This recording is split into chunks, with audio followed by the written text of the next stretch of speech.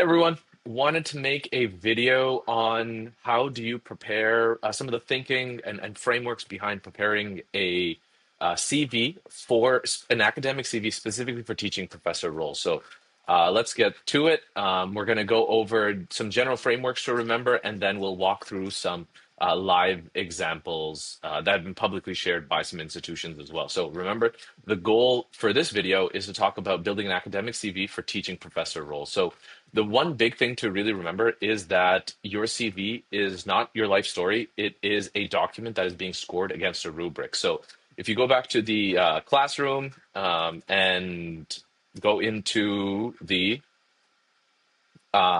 if you go into the classroom and check out this how faculty hiring committees actually evaluate applications, you'll see that we're essentially trying to score your CV as quickly as possible against a rubric.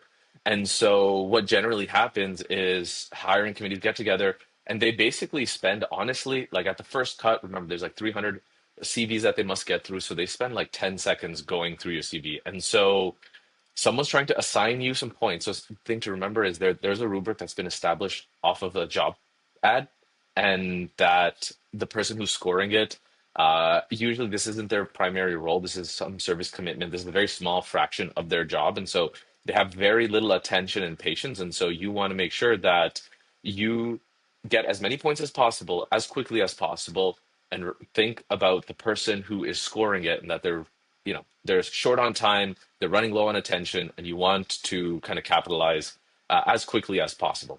So the goal, really, like I said, score as quickly and as highly as possible. And so you want to make it so that the highest scoring facts of your CV are really difficult to miss, right? So you're not trying to get completeness or even perfection in your CV. Like there is no perfect CV. You want to front load all of your best, most relevant information as early as possible, ideally on the first page, if that's possible.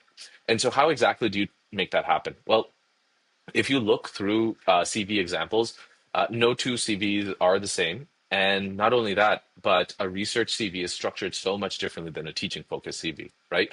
And so, really, the key takeaway is depending on the nature of the job you're applying for, the order that you want really flips. So, the thing to remember is that when you're looking for a teaching focused role, you want, name, contact information, education is generally the same whether it's a research focused or a teaching focused CV. But for teaching CVs, you want your teaching experience and your professional work experience to come before the research and scholarly work, right? And so if you're applying for a research faculty position, you want that stuff to come first, then your teaching, then your professional experience. But most candidates, what they get wrong is that they copy basically the wrong CV template for the role, right? So this video is focused all around teaching professor roles. And so in a teaching professor role, you want your teaching interest and teaching experience to come first, then your professional experience, and then you want to talk about your research and scholarly work and stuff like that. And this is because that the rubric is focused for teaching professorship roles. The research component usually takes a back seat to things like service experience and teaching experience and teaching potential. So we want to score as highly on those as possible. So let's talk a little bit about each individual section.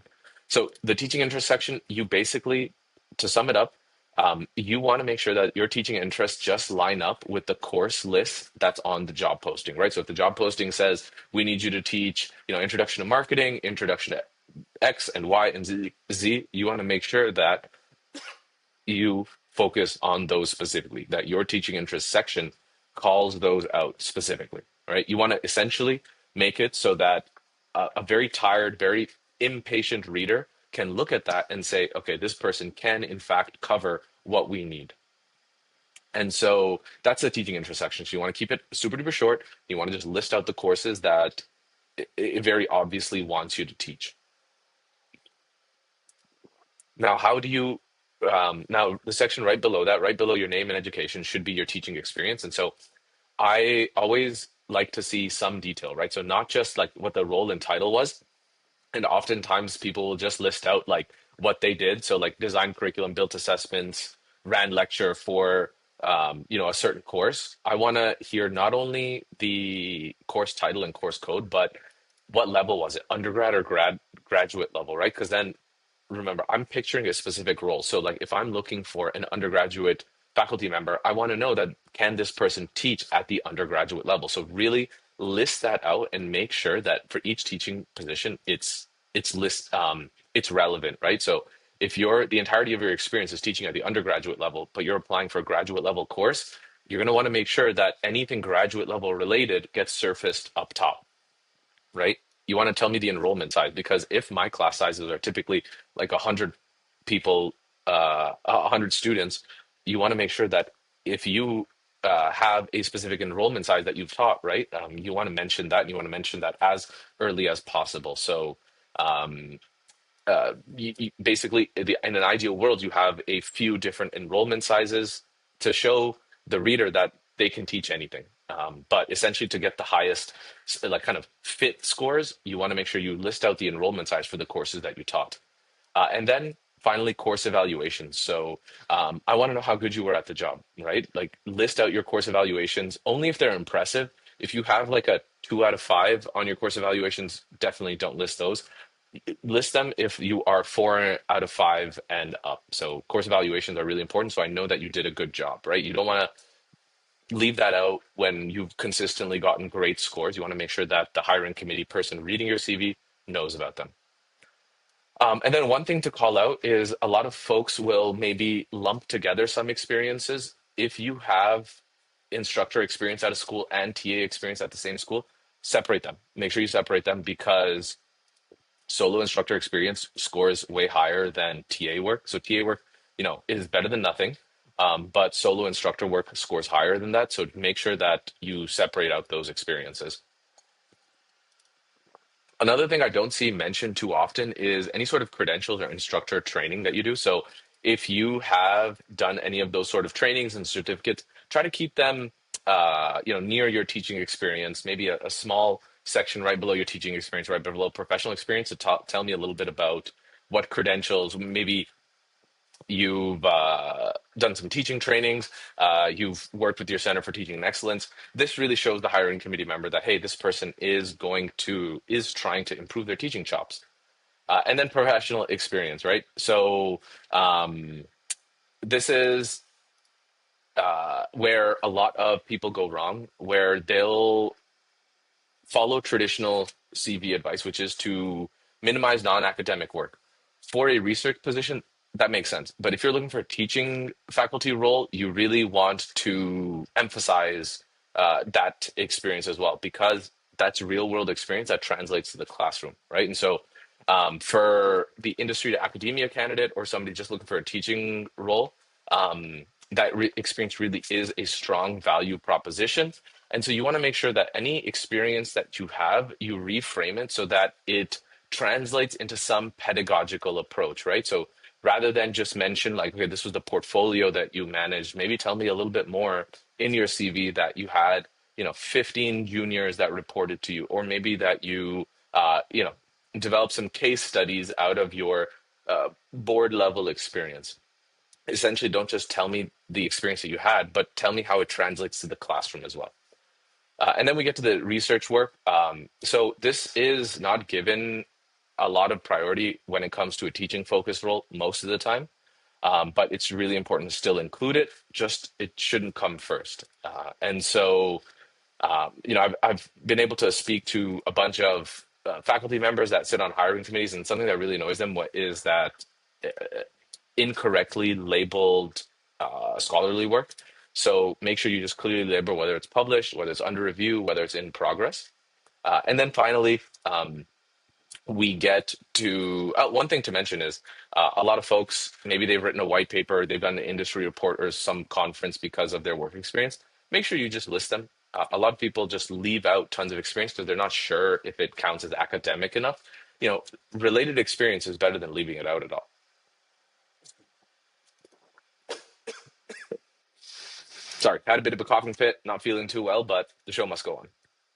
Then finally, we get to your service and committee work.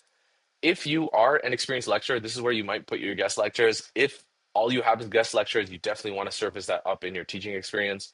but definitely list out your service and committee work because we need to know that, hey, this person can do what's required of them for the institution. And a lot of the time, teaching faculty are the ones who carry a lot of the load when it comes to service work. Not everywhere, but a lot of the time. And so, if you're preparing a teaching focused CV, you want to make sure that you call out the service work that you did. Now, let's talk about some stuff that frequently see that I want to mention.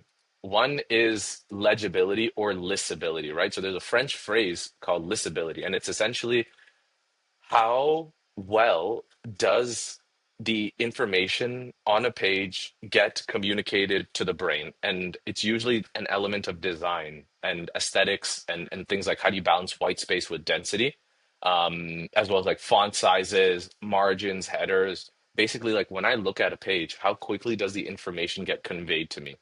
Right? And so you can see that this document has high listability. Like you know that this is a section, you know that this is another section because of the way it's structured, right? And you know this follows kind of a tree format that everything under here basically goes under here. Whereas if the entire document kind of looked like this, it is really hard to, and maybe I got rid of all of the bold here, right? It's much harder to read immediately, right? You can just see that happen. And so you really want to take that same approach to your CV. Listability is really, really important, right? And so here are just some general rules as to how to make sure your CV has a high kind of readability score. Next, there is no page limit, right? But just because there's no page limit, you can include everything. But remember, a hiring committee is usually just somebody who said, hey, like, yeah, sure, I'll sit on the committee. And they're probably reviewing CVs after class one day. They're tired. They have to cook dinner. Think of that person. And so you want to make sure that you don't take up too much space. Like if I see a 15-page CV, I'm immediately like, okay, um, I'm sure they have a lot to talk about, but remember, I'm scoring against a rubric. I'm hiring for a specific role. So you really want to target the CV for that role. Um, and if you haven't convinced me by like page 5 that you're perfect for the role, it's unlikely by page 15 I'm going to be convinced. And so while longer is not better, um, you do have the freedom to talk about everything. You should still keep it tight and focused on the most relevant stuff, especially for a teaching focused role. Like by page 3, I should know, yeah, this is a good fit for our institution in this role. So let's take a look at some examples. And so these are real examples that have been publicly shared by these institutions. So firstly, thank you to these institutions for sharing these examples for people who are on the search that might want it. So let's look at some that have I would say good listability. So when you look at a CV like this, let's just go to the top.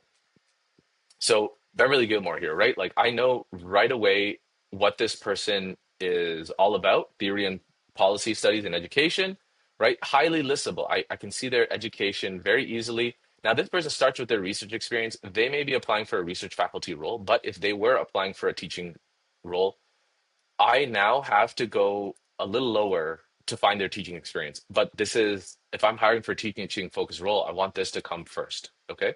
Um, Otherwise, like the experience looks good. And again, I would be scoring this for a rubric. So there's no such thing as the perfect CV in isolation. And so I'm just commenting on some of the things that I would be looking for and seeing when I was hiring. Right. So this is good listability, publication stuff is good, presentations looks good. Professional memberships, again, like this is coming to the bottom. That's fine. Technical skills, you have references. You usually don't need to include them. It's very unlikely I'm going to just like reach out from your CV, so you usually don't need to include them. Let's look at another one. So this is again very different looking, but this is I would call it like medium listability. Like when I look at their education, it is very clear like what they did and when, their current position. Okay, cool. I can see that right off the bat. Then we get into their publication. So here we have research and teaching interests. And again, if this was a teaching focused role, you may have not lost points, but you've introduced a distraction, right? You've introduced something that does not let me focus specifically on your relevance to the teaching role. So publications, this is good and all, but again, if I'm hiring for a teaching faculty role, I want the teaching experience to come earlier, but for a research focused role, this is fine. There, this is looking good. Good CV. Now let me show you one that is an example of like low listability. So this is a highly experienced, highly decorated faculty member. So they have no trouble getting roles, clearly. But I mean, tell me right off the bat, isn't it so much harder to read as you're looking at this yourself? So, and if I'm tired, it's like late at night, I may just get distracted. I may not be able to see some of their the things that makes John Hasseldine. I apologize for the pronunciation.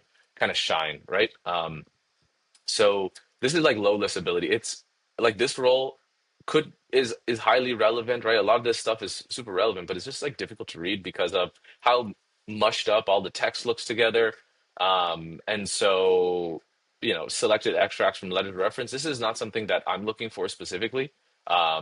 It's also difficult to kind of verify. So I generally leave this stuff out of my CV and just keep it stuff that really would convince them for that specific role, right? This is great as like a general thing, but this is a lot to read. If I'm tired, I'm sleepy, it is just going to have a tougher time convincing me versus a CV that's simple, straight to the point. And so we really want to keep that in mind. We want to keep it simple, straight to the point, highly listable, very easy to read with no extra fluff. So you want to think about the rubric. You want to think about the rubric that they're scoring against. And to get a better sense of the rubric, check out the other video on how faculty hiring committees actually score. Um, and then you'll get a sense of like, okay, these are the points I'm trying to achieve. So even though this experience is amazing and extensive, it's just a little harder to read than something like this, where it's easy and straightforward. I can tell each individual points separately. I can see each role separately, right? Like if you look at something like this, I can see each of their roles separately, and it's easier to read than, Professor Hasseldine's over here. Well, so I hope this was a helpful video. Let me know if you have any questions.